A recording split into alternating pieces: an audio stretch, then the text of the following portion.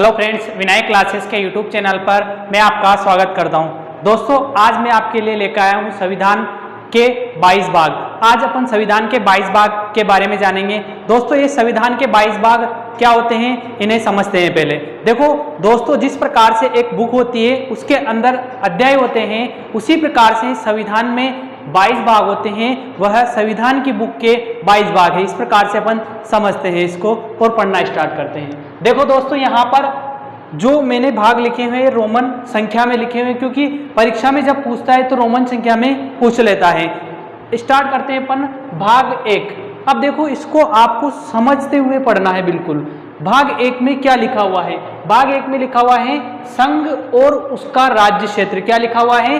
संघ और उसका राज्य क्षेत्र। संघ यानी कि जो भारत है, उस भारत में संघ है, भारत में कितने राज्य हैं, उनका राज्य क्षेत्र क्या है और उनमें नाम परिवर्तन कर सकते हैं। सारी चीजें की जो भारत के अंदर हैं वह लिखा हुआ है इसके अंदर। ठीक है। भाग 2 की बात करें तो भाग 2 में लिखा हुआ है नागरिकता। क्या लिखा हुआ है? नागरिकता। जब संविधान सभा संविधान बना रही थी तो तब उन्होंने सोचा कि जो अपना भारत देश है और उसमें कितने राज्य क्षेत्र होंगे, इसके बारे में वर्णन तो भाग 1 के अंदर किया गया है। और इसी के बाद भाग 2 में बात आई कि फिर कि क्या इस देश में कौन सा व्यक्ति रह सकता है। तो कौन सा व्यक्ति रह सकता है? जो भारत की नागरिकता ग्रहण करता हो। क्या करता हो? भारत की नागरिकता ग्रहण करता हो। नागरिक शब्द और व्यक्ति शब्द में बहुत अंतर है। नागरिक तो जो अपने भारत देश के निवासी हैं वह नागरिक के अंदर आते हैं, और जो अपने देश से बाहर हैं और अपने देश के वो सभी व्यक्ति के अंतर्गत आते हैं। ठीक है। अब इसके बाद बात करते हैं, यहाँ पर नागरिकता की बात हो गई भाग 2 के अंदर। अब बात करते हैं भाग 3। भाग 3 में क्या है? भाग 3 में यह है कि अब देखो, जैसे कि भारत देश है, भारत देश में के नागरिक हो गए।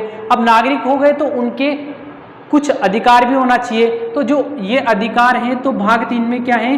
मौलिक अधिकार। एक सीक्वेंस से चल रहा है पूरा का पूरा। सबसे पहले आया अपना भारत के अंदर क्या है, भारत में कितने राज्य हैं, इनके बारे में। फिर उसके बाद में आया कि यहाँ के नागरिक कौन कौन होंगे। फिर उसके बाद में आया यहाँ पर कि मौलिक अधिकार, उनके अधिकार क्या होंगे, इसके बारे में आया। फिर इसके बाद अगर अपन बात करें तो फिर आता है अपने पास राज्य के नीति निर्देशक तत्व। राज्य के नीति निर्देशक तत्व। अब राज्य के जो कर्तव्य हैं, अब नागरिक की बात आ गई। राज्य के ये कर्तव्य हैं, किसके कर्तव्य हैं? राज्य के। ये नागरिकों के मौलिक अधिकार हैं। अब मौलिक अधिकार के बाद में कि जो नागरिकों के प्रति राज्य के क्या कर्तव्य हैं, इसके बारे में भाग 4 में लिखा हुआ है। अब इसके बाद आगे बात करते हैं अपन भाग 4 का। अब क्या गया? तो ये कब जोड़ा गया? ये बाद में जोड़ा गया। कब जोड़ा गया? ये बाद में जोड़ा गया। क्यों जोड़ा गया? कि नागरिकों के कर्तव्य क्या हैं?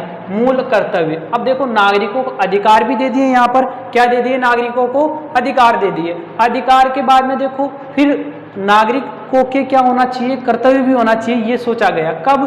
42वां संविधान संशोधन 1976 में। कब?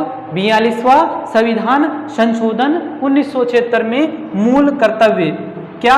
नागरिकों के मूल कर्तव्य क्या क्या हो गए? देखो, यहाँ पर भारत देश के राज्य क्षेत्र के बारे में आ गया। फिर नागरिकता आ गई। फिर इसके बाद में मौलिक अधिकार आ गए अपने पास। फिर इसके बाद में देखो, राज्य के नीति निर्देशक तत्व, यानी कि राज्य के क्या कर्तव्य होना चाहिए नागरिकों के प्रति, वो आ गए। फिर इसके बाद में मौलिक कर्तव्य कि नागरिकों के क्या कर्तव्य होना चाहिए। यहाँ पर राज्य के कर्तव्य, यहाँ पर नागरिकों के कर्तव्य। अब देखो, इसके बाद में आगे देखते हैं अपन।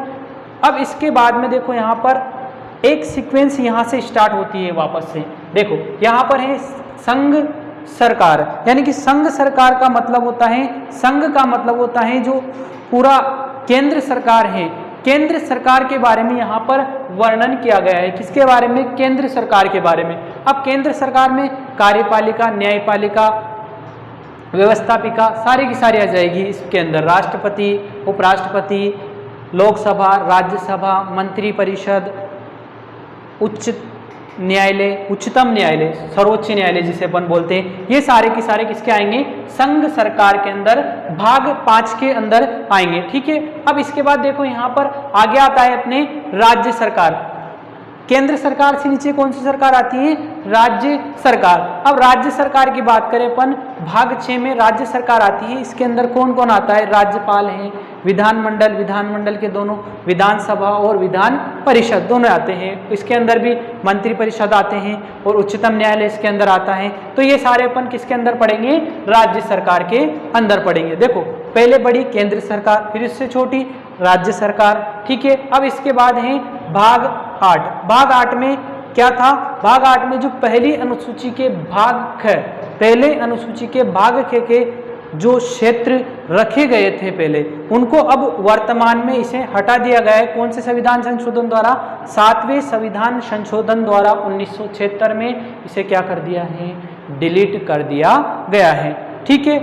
ये हो गया अपने पास जो पहले विभाजन के समय जब एकीकरण हो रहा था उस टाइम पे जो भाग का इस प्रकार से कैटेगरी में रखा गया था राज्यों को, तो इस प्रकार से उस टाइम के जितने भी क्षेत्र थे उनको मिला लिए गए और इस भाग को क्या कर दिया गया है? डिलीट कर दिया गया है। अब तो भाग 8 को क्या हो गया है? डिलीट हो गया है। अब देखो इसके बाद आता है अपने पास भाग 8 आता है, ठीक है।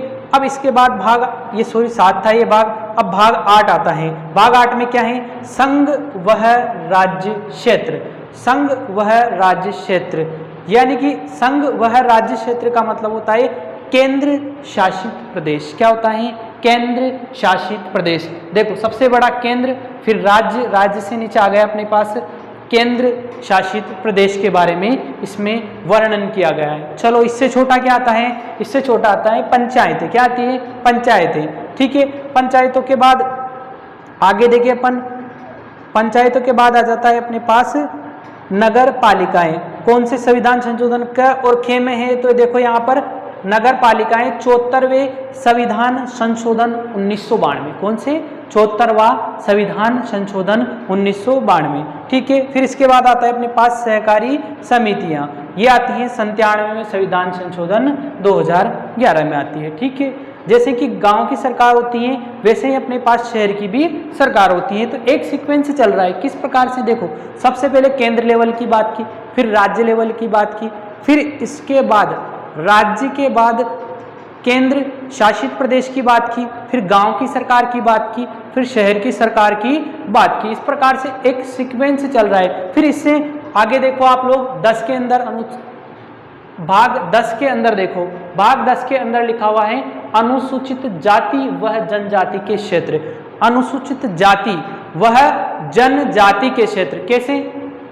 अनुसूचित जाति, जो अनुसूचित जाति होती है, जो पिछड़े वर्ग के लोग होते हैं, जो एक कबीले नुमा बनाए हुए रहते हैं, तो वो इससे भी नीचे आ गए। जो गांव है, गांव से भी आदिम जनजाति जो होती है वो उससे भी छोटे रहते हैं, कबीले बने हुए रहते हैं, तो उनके बारे में, उनके क्षेत्र के बारे में वर्णन किया गया है, ठीक है। अब इसके बाद देखो आगे है 10 हो गया अपने पास, अब 11 है। 11 के अंदर है संघ वह राज्य के बीच संबंध। क्या है? संघ और राज्य, यानी कि संघ सरकार जो अपने पास केंद्र सरकार है और राज्य सरकार है, उनके बीच में क्या संबंध है? संबंध का मतलब देखो यहाँ पर, जैसे कि केंद्र सरकार किस पर कानून बनाएगी और राज्य सरकार किस पर कानून बनाएगी, किसके पास अधिक शक्ति होती है, इसके संबंध में भाग 11 में लिखा हुआ है, ठीक है। अब इसके बाद बात करते हैं अपन वित्तीय, संपत्ति, संविधाएं और वाद। देखो वित्त का मतलब होता है धन से संबंधित। किससे संबंधित? धन से संबंधित जितने भी प्रावधान है किसके अंदर आएंगे? भाग 12 के अंदर। भाग 12 के अंदर जैसे कि अपने पास संचित निधि कोष है, जितने भी कोष हैं इनके बारे में, और कितना टैक्स लगता है, कितना टैक्स किस पर लगता है, राज्य सरकार कितना टैक्स लगाएगी, केंद्र सरकार कितना टैक्स लगाएगी, ये सारा का सारा किसके अंदर है? भाग 12 के अंदर है। और आगे है संपत्ति। संपत्ति का मतलब है कि जो आपके जो मौलिक अधिकार के अंदर जो संपत्ति का अधिकार था उसे अब कानूनी अधिकार बना दिया है। तो कौन से अधिकार के कौन से भाग में चला गया है? भाग 12 में चला गया है। किस में चला गया है? भाग 12 के अनुच्छेद 300 के अंदर उसे रखा गया है। तो ये भी भाग 12 के अंदर आता है। ठीक है, अब इसके बाद आगे बढ़ते हैं। भाग 12 के बाद आता है अपने पास भाग 13। भाग 13 में क्या है? भारत के राज्य क्षेत्र में व्यापार, वाणिज्य और समागम, यानी कि भारत का जो राज्य क्षेत्र है उसके अंदर कौन कौन सा व्यक्ति व्यापार करेगा, इसके बारे में लिखा हुआ है कि क्या किस प्रकार से व्यापार कर सकते हैं, इसके बारे में लिखा हुआ है। ठीक है, अब इसके बाद आते हैं अपन भाग 14। संघ वह राज्य के बीच अधीन सेवाएं, राज्य के बीच अधीन सेवाएं, इनके बीच में जो अधीन सेवाएं हैं जैसे यूपीएससी है, इनके बारे में किसके अंदर लिखा हुआ है? भाग 15 के अंदर लिखा हुआ है। अब इसका एक और है अपने पास 15 का क, क्या है? 15 का क, इसके अंदर है अधिकरण। अब देखो ये समझते हैं अपन अधिकरण क्या होता है। तो अधिकरण क्या होता है? जैसे कि जो न्यायालय होते हैं, न्यायालयों के अलावा भी कुछ न्यायालयों के अलावा भी कुछ समितियां और जो न्याय करने की जो संस्थाएं होती हैं उनके बारे में वर्णन किया गया है। न्यायालय के अलावा जो संस्थाएं होती हैं उनके बारे में वर्णन किसके अंदर किया गया है? भाग 15 के अंदर किया गया है। ठीक है, भाग 14 के अंदर किया गया है। अब बात करते हैं आगे भाग 15। भाग 15 के अंदर क्या है अपने पास? निर्वाचन। क्या है? निर्वाचन। निर्वाचन आयोग के बारे में वर्णन किया गया है भाग 15 के अंदर। अब बात करते हैं अपन भाग 16। भाग 16 में क्या है? कुछ वर्गों के बीच विशेष उपबंध। क्या है? कुछ वर्गों के बीच विशेष उपबंध, जैसे कि एसटी, एससी जो हैं इनके बारे में विशेष उपबंध किए गए हैं कि लोकसभा हो या फिर राज्यसभा में इनके लिए जो सीटें आरक्षित की गई हैं उसके बारे में कौन से भाग में लिखा हुआ है? भाग 16 के अंदर लिखा हुआ है। ठीक है, अब बात करते हैं आगे अपन भाग 17। किसकी बात करेंगे? भाग 17। भाग 17 में राज्य भाषा के बारे में वर्णन किया गया है कि जो उच्च न्यायालय होते हैं इनमें जो कार्य होते हैं वह कौन सी भाषा के अंदर होंगे, तो इनका वर्णन किसके अंदर किया गया है? भाग 17 के अंदर इनका वर्णन किया गया है। ठीक है, इसके बाद आगे बढ़ते हैं अपन। अब आगे हैं आपात उपबंध। आपात जो उपबंध है, आपातकालीन जो शक्तियां हैं वो किसके अंदर हैं? भाग 18 के अंदर हैं। अब इसके बाद भाग 19 की बात करते हैं। भाग 19 में क्या है? भाग 19 के अंदर है अपने पास प्रकीर्णन। किसके क्या है? प्रकीर्णन। प्रकीर्णन से मतलब जो और बाकी रह गया है जो अन्य है उसका वर्णन किसके अंदर किया गया है? भाग 19 के अंदर किया गया है। ठीक है, अब इसके बाद बात करते हैं अपन भाग 20। भाग 20 में है जो संविधान का संशोधन जो भी होते हैं उन संशोधन से संबंधित जो भी प्रावधान है वो किसके अंदर आएंगे?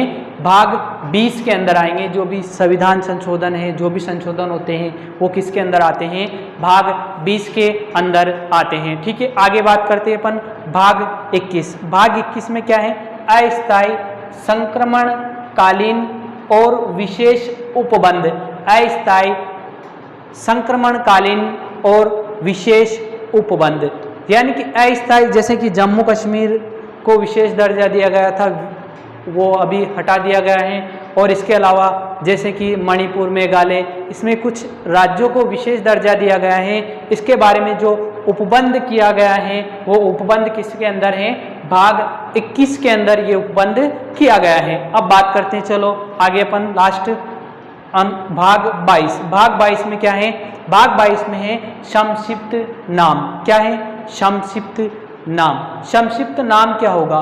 भारत जो संविधान है इसका संक्षिप्त नाम क्या होगा? तो भारतीय संविधान इसका नाम है, तो इसके बारे में यहाँ पर वर्णन किया गया है। प्रारंभ। क्या है? प्रारंभ।